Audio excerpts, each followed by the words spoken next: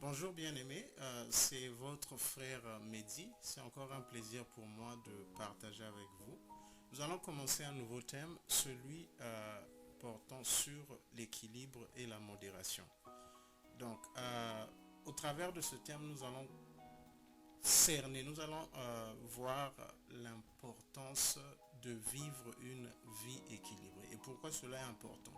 Surtout lorsqu'on est jeune, il y a des aspects qui peuvent devenir un peu plus importants pour nous et qui vont nous pousser à négliger d'autres aspects de notre vie.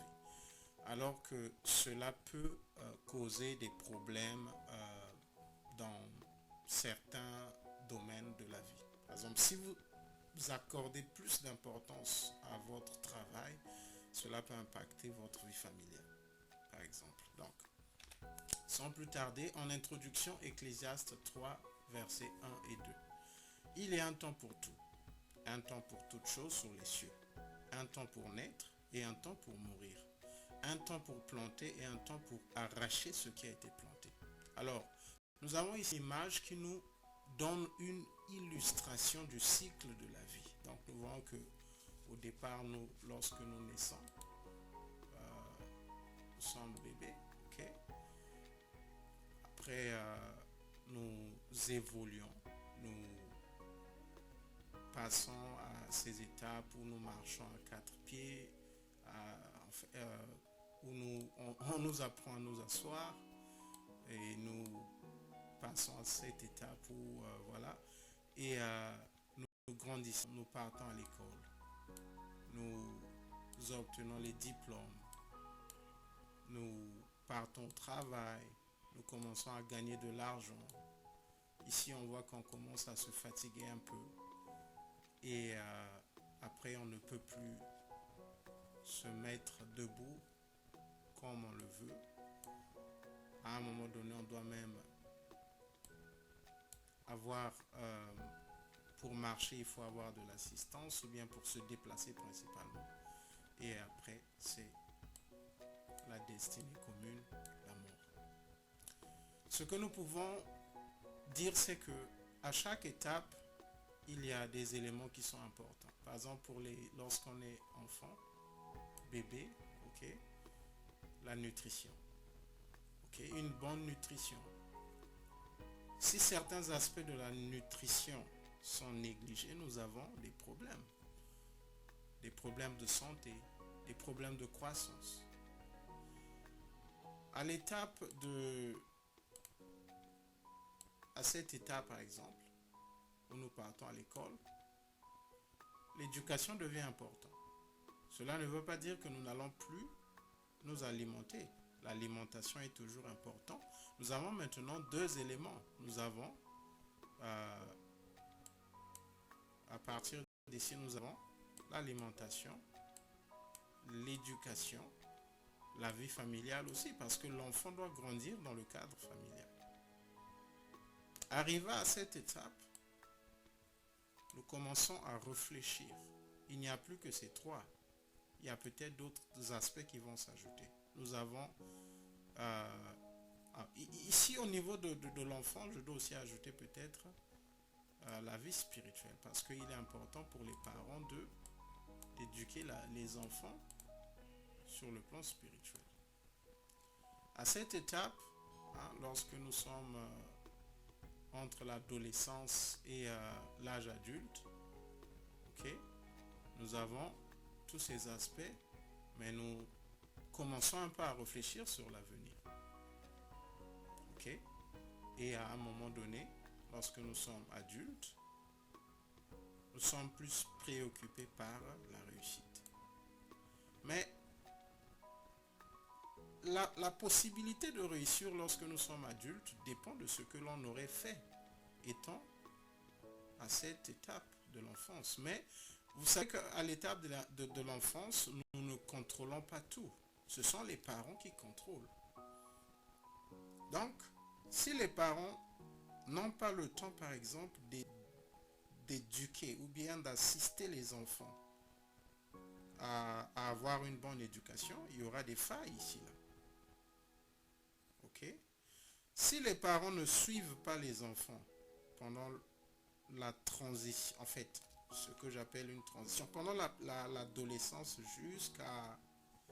jusqu'à l'âge adulte, si les parents n'assistent pas, il y aura un grand problème également. Parce que ici, c'est une période très dangereuse. C'est une période pendant laquelle les enfants sont en danger de rentrer dans une vie qui n'est pas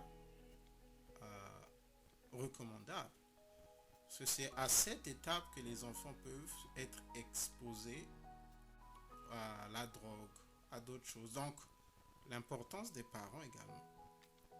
Vérifier, suivre les enfants, qui ils fréquentent et ainsi de suite. Et au fur et à mesure. Donc, c'est juste pour nous montrer que au fur et à mesure que nous grandissons, au fur et à mesure que nous évoluons dans la vie, il y a des éléments qui sont importants et selon les étapes, la responsabilité nous revient ou la responsabilité revient aux enfants. Lorsqu'on est enfant, la responsabilité, en fait, de l'enfance jusqu'à l'âge adulte, la responsabilité revient principalement aux parents. Maintenant, lorsqu'on devient adulte jeune, il y a d'autres facteurs. Ce sont maintenant les facteurs qui nous intéressent, qui vont principalement nous intéresser. C'est vrai, nous allons également parler de notre rôle en tant que jeunes parents, ok, parce que c'est l'équilibre. Nous sommes en train de parler de l'équilibre. Je veux vivre une vie de jeunesse épanouie en considérant tous les aspects. Donc voilà pourquoi ce verset que nous avons utilisé pour l'introduction nous dit: il y a un temps pour tout. Un temps pour être bébé, un temps pour être enfant, un temps pour être adolescent, un temps pour être adulte, un temps pour être adulte d'un âge avancé, un temps pour vieillir, un temps pour tout.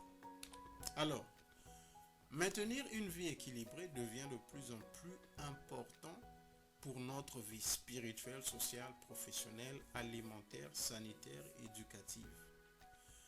Dans un monde moderne et en évolution rapide, l'équilibre est important, mais également un défi. Pourquoi est-ce que c'est un défi? Parce que nous sommes vraiment sous pression. Nous sommes sous pression. Nous sommes sous la pression de la vie. Je peux dire que la plus grande pression vient de la vie sociale. De la vie socio-professionnelle. Okay? Donc, la recherche de la réussite, la recherche de l'épanouissement professionnel, la recherche du succès financier devient tellement une préoccupation que ça représente un danger. Nous allons voir pourquoi. Et nous allons échanger d'ailleurs. Parce que l'objectif, ce n'est pas seulement que nous puissions écouter, mais nous aurons des sessions interactives où nous allons échanger, pendant lesquelles chacun pourra donner son point de vue. Car il est de la nature de l'homme de pencher la balance d'un côté ou sur certains domaines et de négliger les autres. Rompre l'équilibre peut avoir des conséquences sur les autres domaines et avoir des répercussions sur la personne. Donc, de nature, il est de la nature de l'homme de se pencher, de faire plus ce qu'il aime. Alors, c'est quelque chose que je dis souvent. On a tendance à manger plus ce qu'on aime. Mais parfois, ce qu'on aime n'est pas bon pour la santé. Ou bien c'est peut-être bon pour la santé, mais la surconsommation d'une chose peut aussi rompre l'équilibre ailleurs. Si vous aimez les légumes, c'est bien de manger les légumes, c'est recommandé. Mais on a peut-être besoin de manger autre chose que les légumes aussi. Parce que l'équilibre est très important. Alors, ici nous avons quelques images pour illustrer ce sur quoi nous sommes en train d'échanger. Mais nous allons voir la définition du mot équilibre. Il y a plusieurs définitions, j'ai retenu deux. Et J'ai tiré ces définitions du dictionnaire Larousse. Première définition. Juste proportion entre des éléments opposés, entre des forces antagonistes, d'où résulte un état de stabilité et d'harmonie. Alors, qu'est-ce que cela veut dire? Rechercher l'équilibre, c'est rechercher la stabilité. Okay? C'est principalement ce que je peux dire ici. Là. Lorsqu'on recherche l'équilibre, on recherche à vivre une vie stable. Je ne sais pas pourquoi ça ne marche pas. Bref. Ok? Oh, ça fait autre chose. Ce n'est pas ce à quoi je m'attendais. Ok? Donc, lorsqu'on recherche l'équilibre, on recherche la stabilité. On recherche la stabilité. Ok? Celui qui recherche l'équilibre recherche la stabilité et l'harmonie. Pourquoi? Parce que lorsque on se penche plus sur un côté, on va rompre l'harmonie. On brise l'harmonie. Ok? Et nous sommes devant des forces antagonistes, devant des éléments qui en réalité doivent se compléter. Ok? Parce que, qu'est-ce que cela... Si nous venons ici, je n'arrive plus à voir mon... Bref, ok, c'est pas grave. Ok, je peux utiliser autre chose, je pense. Mon Epic Pen. Excusez. Je vais prendre mon Epic Pen pour faire le highlight. Il est où mon Epic Pen? Donnez-moi un moment. Excusez. Ça prend un peu de temps. Ok. Mon Epic Pen est là. Ils sont même à deux. Je vais prendre un seul. Il est où ce que j'ai retenu? Mon ordinateur est là. J'ai encore permis ça.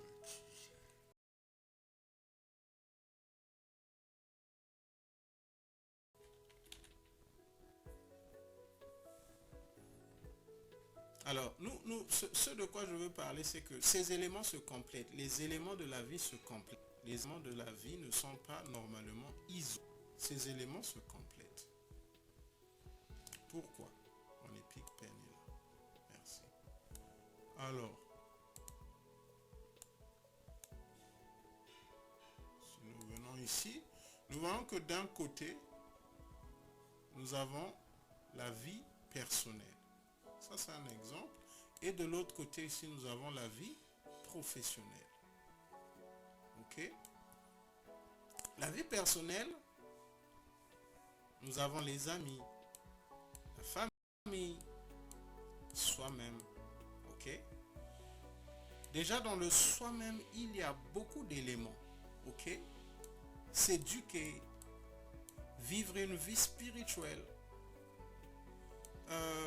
s'habiller. S'habiller est un élément important de la vie parce que ça nous représente. La façon que nous nous habillons nous représente. Je me souviens, j'avais porté une culotte une première fois à l'époque des baggy, des pantalons, voilà. Bref, c'était les longues culottes avec des grosses poches là. Voilà. Bref, je ne m'y connais pas trop. Mais une soeur m'avait, elle était comme choquée, elle a dit, mais tu as porté une culotte? Je ne pense pas que ce soit un péché, mais elle n'était pas habituée à me voir en culotte. Donc c'est juste une parenthèse. C'est aussi une façon de dire que notre habillement nous identifie. La façon que nous nous habillons, si on est habitué à nous voir d'une certaine façon et qu'on change, les gens vont, ça c'est, on va voir comme si c'est une autre personne. Voilà. Donc, le vêtement, la façon que nous habillons nous représente également. Donc il y a beaucoup des éléments ici là. Les finances. Non, les finances viendront de là-bas. Donc ici là, nous avons peut-être l'éducation, la spiritualité, notre habillement, ainsi de suite.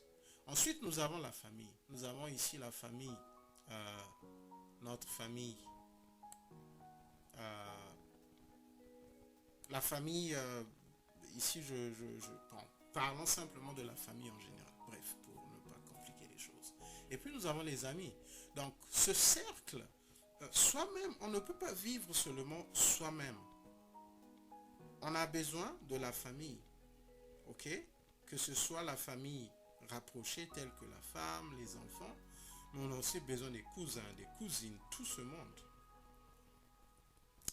Mais on n'a pas que besoin de la famille, on a aussi besoin des amis.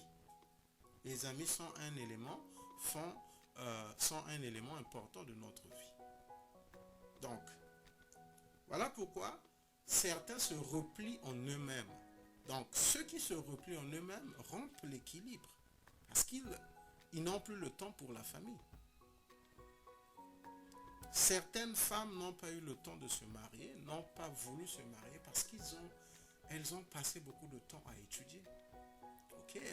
Elles ont remplacé d'autres aspects de la vie par les études, par exemple. Donc, bref, ça c'est juste une introduction.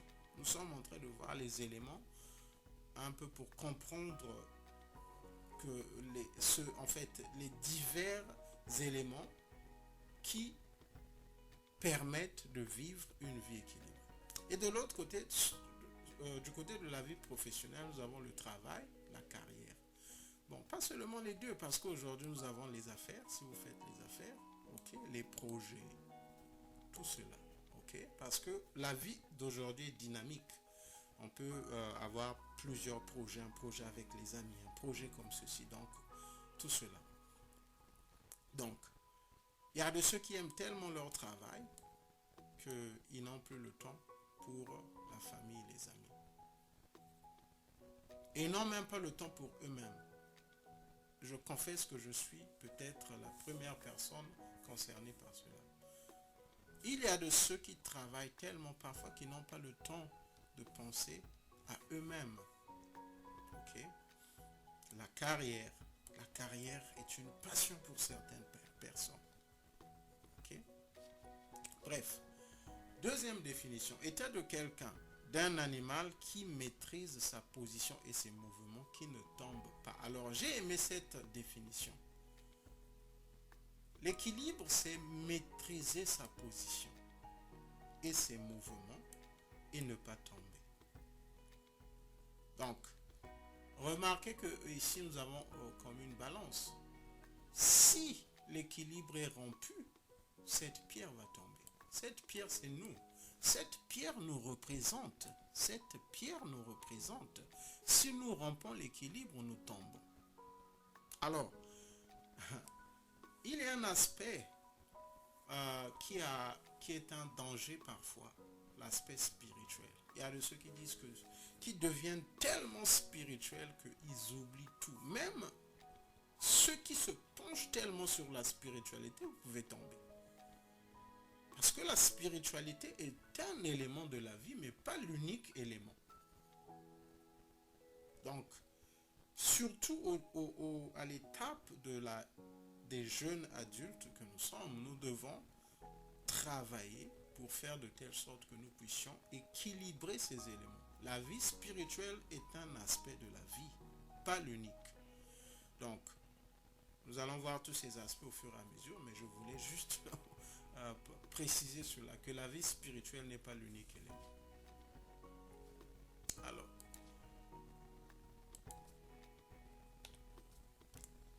importance de vivre une vie équilibrée. Alors, nous avons tiré ces éléments du livre de Genèse. Le processus de la création dans le livre de la Genèse nous montre l'importance de l'équilibre. Alors, j'ai pris quelques exemples. Au verset 4, Dieu sépare la lumière d'avec les ténèbres, donc pour créer le jour et la nuit. Ici, ça nous montre simplement le fait que nous avons le jour pour travailler, la nuit pour dormir. Et là aussi, c'est un élément. Ça me fait rire parce que nous, avec un bien-aimé, parfois nous échangeons sur la question du sommeil. 8 heures de sommeil. Ok? 8 heures de sommeil. Certains ne peuvent plus avoir ces 8 heures de sommeil. Lorsque nous allons aborder en profondeur l'aspect de la santé, on va voir ce que nous devons faire aujourd'hui pour éviter des problèmes de santé demain. Parce que ça aussi, c'est l'équilibre. La santé est un élément très important. Prendre soin de soi-même, c'est respecter aussi les limites. Dire que je dois travailler pendant tant d'heures, je dois être actif pendant tant d'heures, je dois me reposer pendant tant d'heures. Ok? Parce que lorsqu'on veut vraiment être successful financially, certains sont portés à travailler. Je m'accuse encore. Travailler. Bref, je passe outre rapidement parce que je suis l'une des personnes qui... Voilà. Alors, deuxième exemple. Dans les versets 6 à 10, Dieu sépara les eaux. Donc, au travers de cette séparation, il a créé la terre et les mers. Donc, nous voyons que Dieu était en train de commencer le processus de la création avec l'équilibre, en mettant de l'équilibre. S'il n'y avait que la terre, sans eau, sans mer, s'il n'y avait que les mers, où devions-nous habiter? S'il n'y avait que les terres, où, en fait, est-ce qu'il y aurait des poissons? Bref, au verset 12, les arbres donnent les fruits selon leur espèce. Là, c'est la diversité. Okay? L'équilibre, c'est aussi la diversité. Si vous ne connaissez que quelque chose, en fait, ça, c'est un élément très important. Il y a des gens qui sont tellement enfermés dans leur connaissance du travail qu'ils ne s'éduquent plus dans d'autres domaines. Et lorsqu'ils sont... Il y a des gens qui n'arrivent pas à se faire des amis parce qu'ils ne... Ce n'est pas parce qu'ils... En fait, pas peut-être à se faire des amis. Il y a des gens qu'on dit, il est boring parce que lorsque les autres échangent, il ne peut pas parler d'autre chose que ce qu'il connaît. Ok? La diversité. Bref, c'est un exemple, mais c'est un élément très important. La diversité est un élément très important de l'équilibre. Versets 14 à 19, Dieu créa des luminaires pour marquer les époques, des jours et des années. Donc là aussi, l'évolution, ok, la séparation des jours, des époques et des années, c'est aussi un élément qui montre que Dieu voulait de l'équilibre. Ça, ce sont des exemples tirés de la Bible, ok, au moment de la création. Ceci nous attire notre attention pour voir que si le Créateur, pendant la création, a considéré l'équilibre comme un élément très important, cela veut dire que nous aussi, en tant qu'hommes, nous avons le devoir. Le processus de la création nous montre l'importance de l'équilibre du point de vue du Créateur. Le monde et tout ce qui existe ont été créés avec une prise en compte de l'équilibre. La déclaration de Paul, tout est permis mais tout n'est pas utile, nous rappelle que nous avons la liberté de choisir ce que nous voulons faire. Ok? Nous avons la liberté de choisir. Toutefois, il est important de faire nos choix en considérant les principes établis par le Créateur. Dieu ayant créé le monde, un monde équilibré, nous devons apprendre à vivre une vie équilibrée. Le Seigneur qui a créé le monde a considéré l'équilibre. Voilà pourquoi il a créé un homme et une femme. C'est pour l'équilibre tout ça. Voilà pourquoi notre corps est disposé de la façon qu'il est. C'est pour l'équilibre. Nous sommes à la fin. Nous allons aborder quelques aspects de la vie qui nécessitent l'équilibre, tels que la santé, la vie spirituelle, la vie familiale, la vie professionnelle, les finances. Nous aurons un peu le temps d'aborder ces aspects. Nous sommes à la fin de cette introduction. Que le Seigneur nous bénisse, Que le Seigneur nous emmène à vivre une jeunesse prospère en considérant les principes de l'équilibre.